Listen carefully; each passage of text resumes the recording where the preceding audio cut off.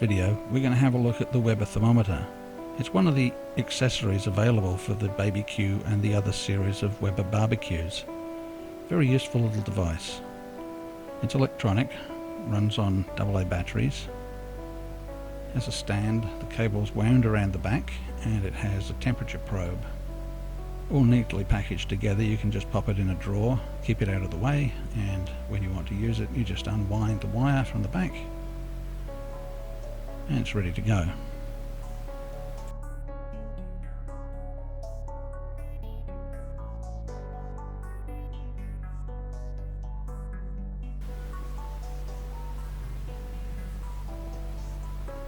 Firstly, it's just a matter of preparing the meat as you normally would. This is a pork roast. Score the skin and rub salt well into everything.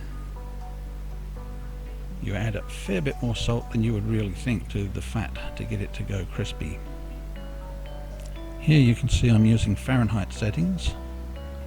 I set the barbecue on low to begin with, get it up to 220 degrees, and then what I do is I spray a little bit of oil on the trivet just to make sure that the pork doesn't stick to it.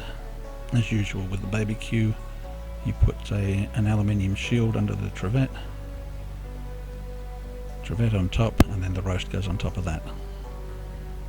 Now the probe has to go about 3 inches into the meat. This is a boneless roast, so I don't have to worry about getting it close to a bone, but you want the probe to be in the meat and not next to a bone or something like that that's going to distort the heat. Now this is the first pork roast we've done using the thermometer. We have done a beef roast before that came out well, and I used the basic setting for pork, which they've got on the thermometer as 165. We found after doing this roast that that's a little bit high, and for future roasts I'll be dropping that down to probably about 150 to get the meat more moist. In some countries it's very important to make sure your pork is well cooked. In Australia we don't have the same problems with disease and parasites that other countries have, so we can have our pork roasts a little bit more bloody than you would normally be used to. Once the pork has been on for about 20 minutes, I then add a little container, aluminium container full of vegetables to roast.